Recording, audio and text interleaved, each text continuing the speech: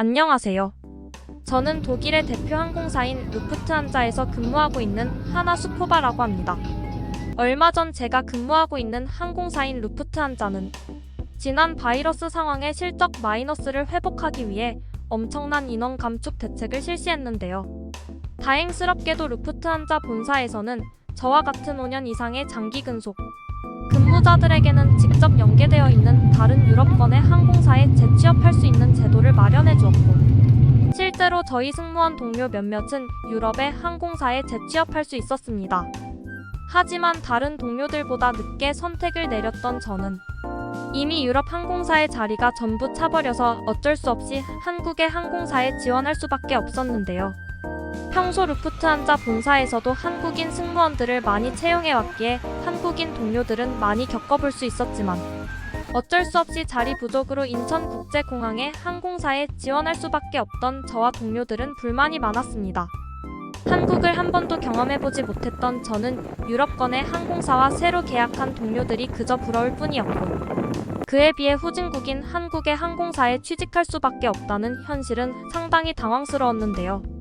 하지만 본인의 선택으로 한국행 승무원 지원을 했었던 한 동료는 다른 유럽권의 승무원 근무 여건보다 한국이 훨씬 살기 좋고 근무 환경이 좋다는 황당스러운 말과 함께 오히려 한국의 공항에 지원하게 된 저와 동료들이 운이 좋았다며 알 수 없는 말을 하더군요. 고작 해봐야 아시아의 나라 중 하나이고 유럽권보다 후진국일 것이 뻔한 한국인데, 아무리 요즘 한국이 뜨는 나라라고 해도 동료의 말을 믿을 수 없었던 저는 한국의 인천국제공항에 면접을 보러 가기 직전까지 한국을 가야 되나 고민이 많았습니다. 하지만 이상하게도 한국의 항공사에서 제시한 연봉이나 근무 조건은 독일의 2배 이상이었고, 저는 한국이 이렇게 부자의 나라였나? 라는 생각과 함께 결국 면접을 보는 당일날 한국행 비행기에 탑승할 수밖에 없었는데요. 저를 포함한 약 10명의 승무원 동료들이 함께 면접을 보는 단체 면접의 일정이었지만 저뿐만 아니라 다른 동료들도 정말 한국이라는 나라가 살기에 괜찮을까? 한국 공항의 근무 여건이 너무 위험하지는 않을까와 같은 고민을 가진 채 한국에 도착하게 되었습니다. 많은 비행을 경험해왔지만 실제로 한국의 공항에 온 것은 이번이 처음이었기에 저는 엄청난 긴장감을 가지고 인천국제공항에 도착하게 되었는데요. 그런데 처음 한국의 공항에 도착했을 때 저와 동료들은 뭔가 잘못됐다는 것을 직감하기 시작했습니다. 처음 겪어본 한국의 인천국제공항은 제가 근무하던 독일의 공항 환경과는 그 규모와 기술적인 수준에서부터 너무나 차이가 심했기 때문인데요. 제가 제일 놀랐던 것은 비행기에서 내리자마자 안전하게 공항까지 이동할 수 있는 최신식 전기버스가 운영되고 있다는 사실이었습니다. 사실 독일의 공항에서는 활주로에서 공항까지 운송수단이 전무해서 비행기에서 내린 관광객들이 너무나 위험하게 활주로를 가로질러 직접 공항으로 걸어가야만 했는데, 한국은 이러한 모습이 전혀 보이지 않았는데요. 특히 여행에 피로감을 가진 채 엄청난 거리의 활주로를 직접 걸어가야 한다는 사실에 많은 관광객들이 컴플레인을 걸어왔었지만, 독일의 항공사에서는 예산이 부족하다는 이유만으로 아무런 해결책을 제시하지 않았습니다. 하지만 이와 반대로 한국은 비행기에서 내리자마자 쾌적한 여행의 시작이 느껴질 정도로 그저 제공되는 버스를 타고 공항으로 이동하기만 하면 돼서 너무나 편했어요. 특히 충격적이었던 것은 한국인들에게는 이러한 시스템 자체가 익숙한지 누구 하나 호들갑을 떠는 사람이 없었고 그저 조용히 버스를 기다리고만 있었다는 사실입니다. 이때부터 저와 동료들은 한국이 생각한 것과 전혀 다른 나라라는 것을 조금씩 인지하게 되었는데요.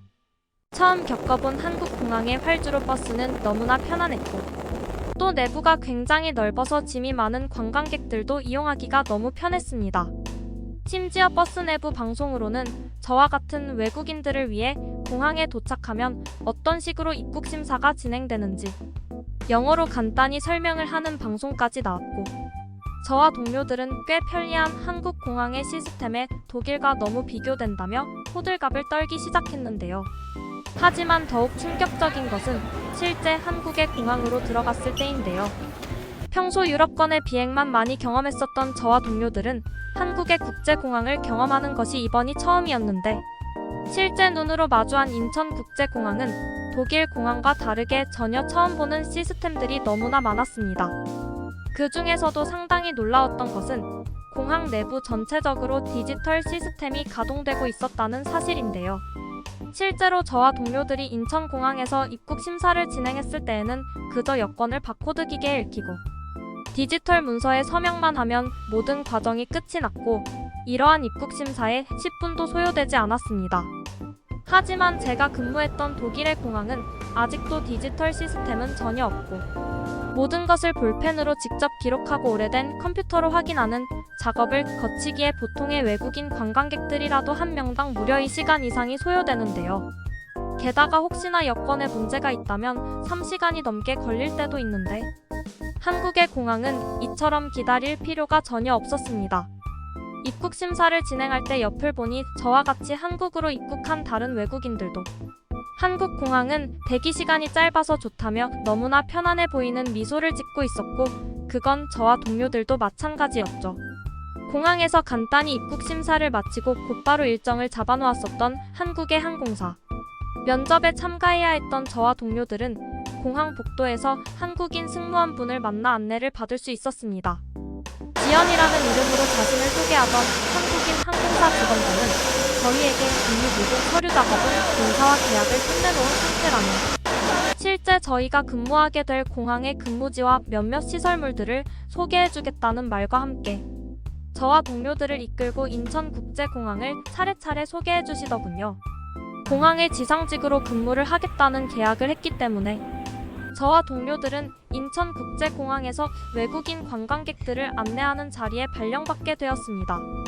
평생을 비행기에서 직접 승무원으로 일을 해왔으나 공항 지상직에서 근무를 하는 것은 이번이 처음이었기에 저와 동료들은 이렇게나 환경이 좋은 인천국제공항에서 근무를 할 수 있다는 사실에 가슴이 뛰기 시작했죠.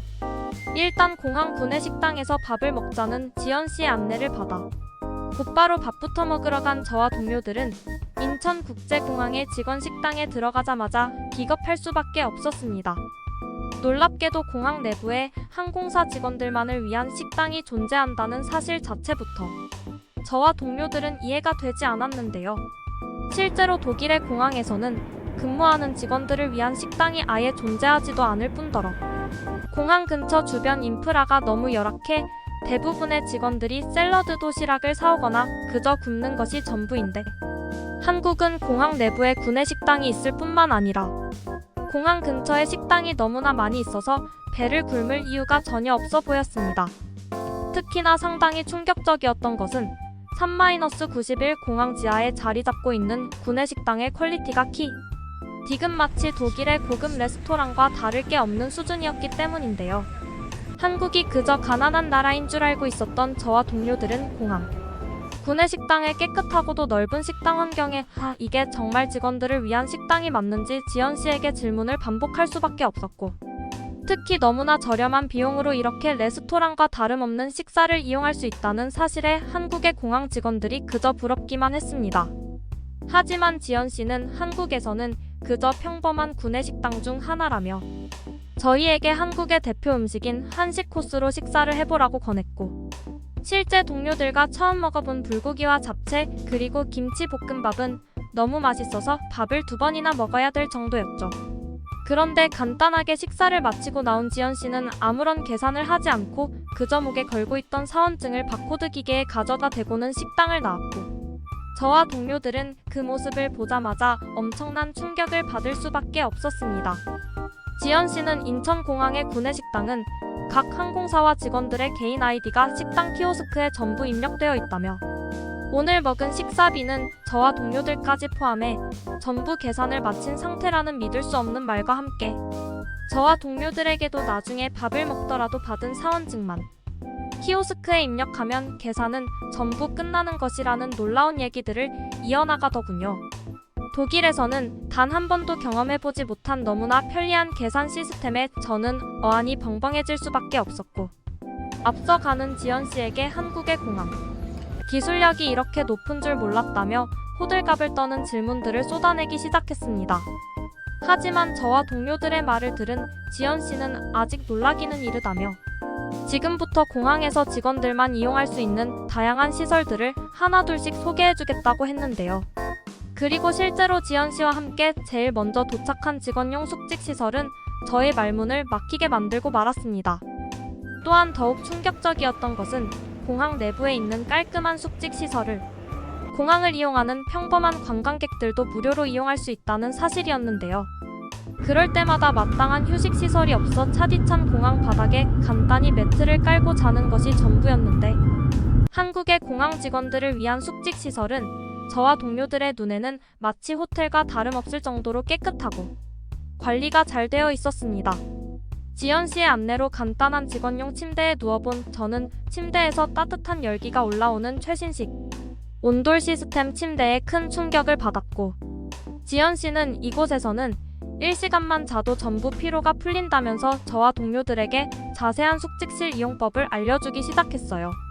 한국의 공항은 알면 알수록 왜 인천국제공항이 관광객들에게 유명하고 아리엘 세계 1위의 평점을 받았는지 이해할 수 있을 정도였고, 저와 동료들은 이제서야 뒤늦게 한국의 공항을 경험했다는 사실에 계속 후회가 되더군요.